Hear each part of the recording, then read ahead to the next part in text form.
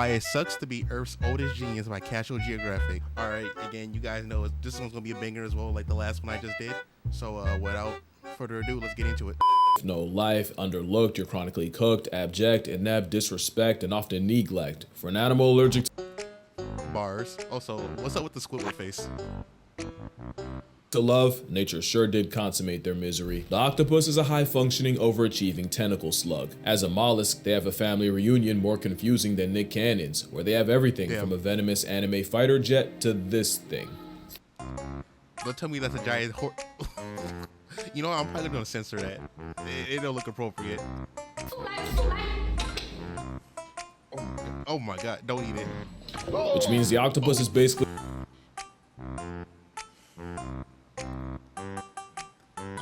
oh god. I don't even know why I clicked on this video. to overcompensate. Now they do have a lot going for them. They wouldn't have lasted 300 million years of reverse plot armor otherwise, but call it cosmic calamari the way they get absolutely deep fried by fate. They're built like malicious compliance. Like the boss's brat demanded an octopus and the developer had no choice and did so out of spite. You're gonna learn that the animal sans a skeleton got entirely Oh my god. Imagine like fishing and you just reel up something like that and then you just see this abomination. What would you do?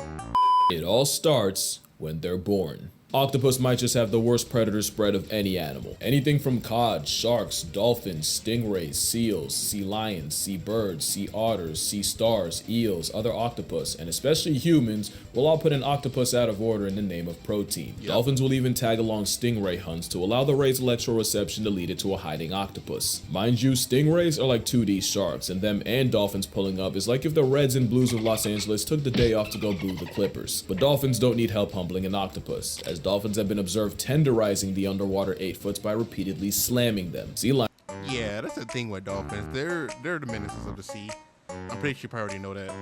Lions got the same playbook, as they'll swim to the surface and also maul the mollusk, serving Suplex City so hard it wakes the ghost of Hulk Hogan. It's how animals with no forks or knives can tear it into bite-sized chunks. But it also means octopus might as well be born with a shake before use label. But on the surface it can look like an interspecies drive-by. Those are far from the only things that violate octopi. Sea otters are like waterproof wolverines that'll rip into octopus like candy. In some spots, they get targeted by the scissor jaws of the bobbit worm, a worm literally named Fuck is that?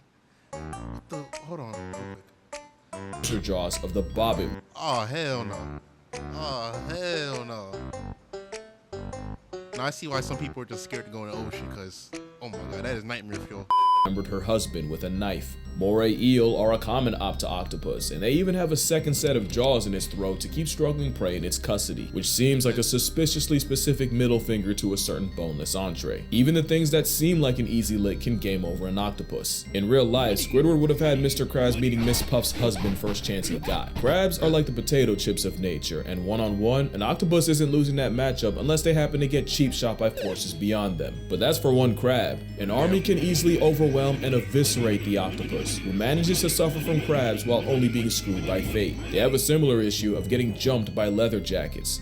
And I don't mean a bite gang, I mean literal fish eating it alive. Some octopus will try their luck against an unassuming shrimp, served an appetite suppressant in the form of a bullet fist. It's so bad, it's confirmed octopus have night terrors about being eaten, with some filmed going from deep sleep to suddenly thrashing and inking themselves. And if PTSD ain't bad enough, octopus can OD on that same ink. I was not kidding about malicious design. Imagine your biggest hater being your own creator, because the octopus seems to be at war with its own anatomy. Let's count the ways. Oh hell no. That thing look like some shit out of a nightmare.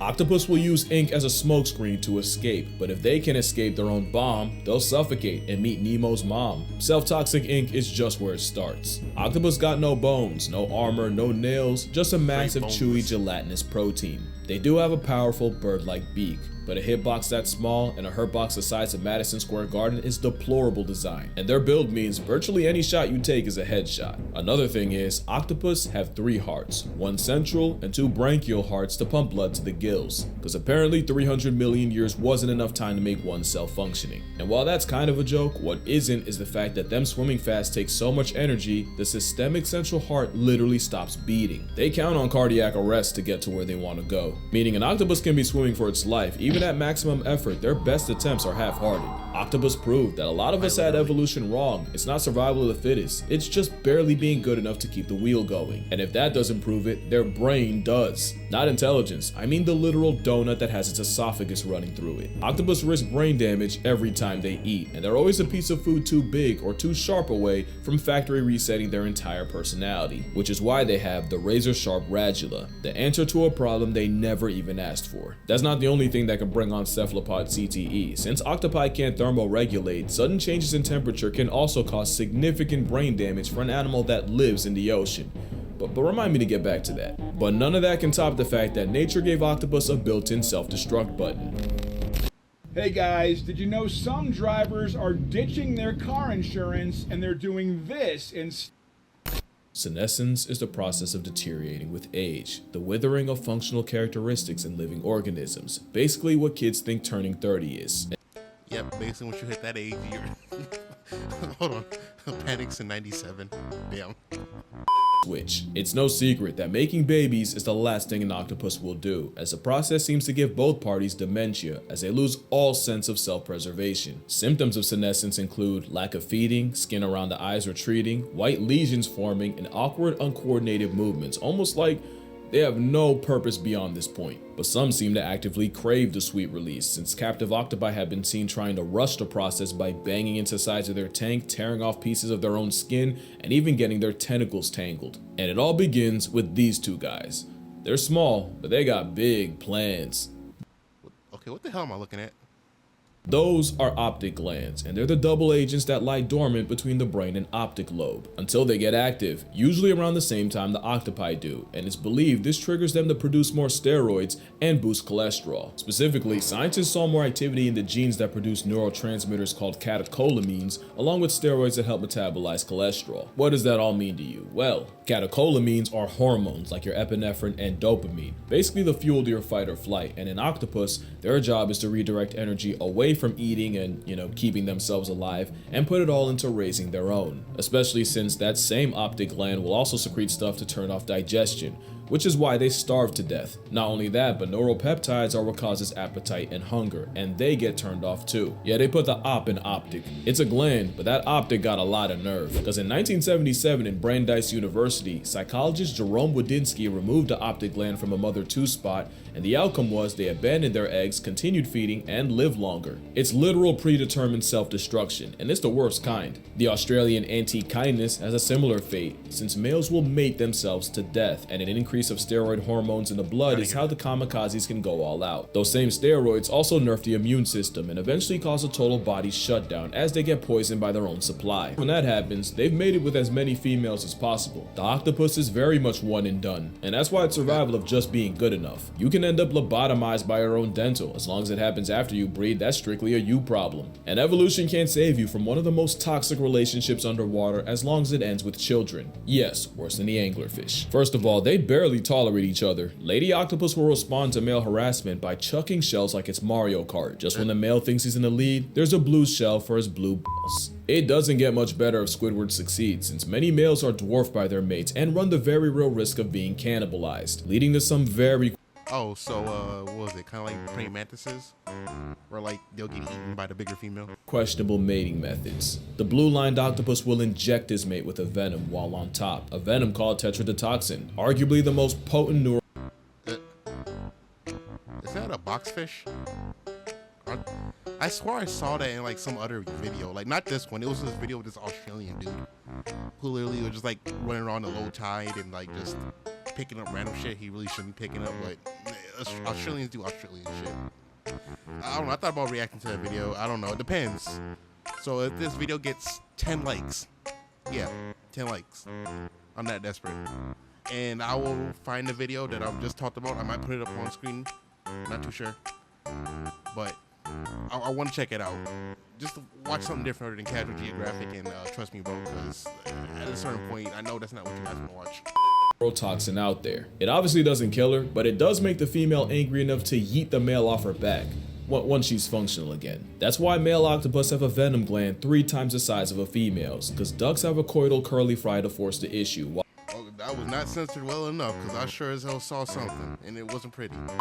If the male doesn't envenomate her in the exact right spot, she can wake up early, and the best case is he gets some of his arms torn off. Of course, some, like the Argonaut, say screw it, literally, and just hand the female his baby arm and swim away. A physical invitation to go feel yourself. After mating, the male basically waits to buy tickets to a Tupac concert. They go AFK, just a catatonic state where they move like an NPC. Also, post-mating males don't return to their dens. They don't even wait for death at home. They just circle the corner anticipating its arrival in the form of sickness, starvation, or getting turned out by a predator. The mother doesn't get off easier, since she gives up her entire existence the moment the eggs come out. She'll spend all day washing them with her siphon and guarding them, all while not going out to eat once. Mothers will eat their own arms before they leave them alone for a second, and that hunger strike can last years. One deep sea octopus brooded eggs for a total of 53 months. Just under 4.5 years. It was by far the longest brooding period of any animal, and she even turned down crabs offered to her by researchers. Like all octopus, once the eggs hatch, the babies swim to the surface and spend their early days drifting the current. And if motherhood doesn't murk her, the she-puss just waits for something like a pack of starfish to put her in her place. That place being past tense. It's the worst outcome of any mother, worse than cheetahs, hyenas, and even the sea louse. The payoff is all the kids she spawns. The giant Pacific octopus can have over 100,000 eggs,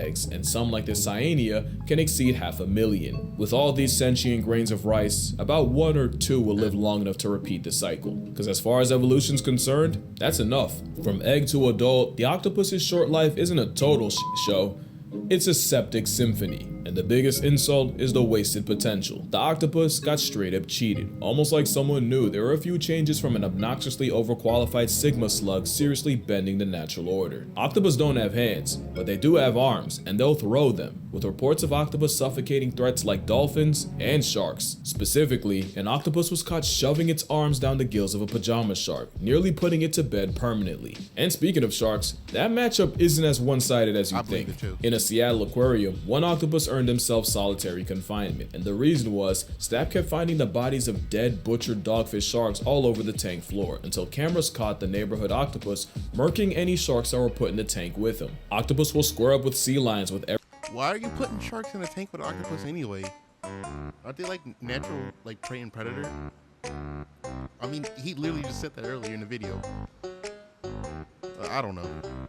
vindictive hors d'oeuvre. Even the symbol of America can get it, and there's at least one seagull with octopus in its obituary. Not to mention Neptune's hitman has enough awareness of human anatomy to attempt to play hangman. But the octopus's biggest flex is their shape-shifting. Octopus have the ability to change colors, despite being colorblind. It's said that their skin may be sensitive to hues, shadows, and colors around them, and can conform to their environment. Some, like this cyanea, can make hundreds of transformations in a day, but one octopus does this on steroids. The mimic octopus can not only cosplay as other animals, it'll purposely exploit their own fears. If a mimic's getting harassed by some punk-ass damselfish, it'll take the form of a venomous sea crate. And if the block's real hot with predators, the mimic mirrors the biggest threat in the area, a lionfish. But you can have all the tools in the world, it means nothing unless you know how to use them. And few things alive are as nice with the tools as the 8-armed handyman. The coconut octopus got its name because it'll appropriate the shells of the fruit as a travel-sized panic room, pretty much re-equipping the shell that time took away from them. Some will go incognito by using shells to hide in plain sight. They don't always use tools to avoid problems. Some, like the blanket octopus, invite them by stealing Portuguese man-of-war tentacles and practicing ocean open carry. And as predators, some have learned to drill holes in prey in the exact spot needed to neutralize them. They say octopus have the intelligence of a 3-year-old, yet man's moving like a pre-med major. And it's probably because octopus don't have one brain,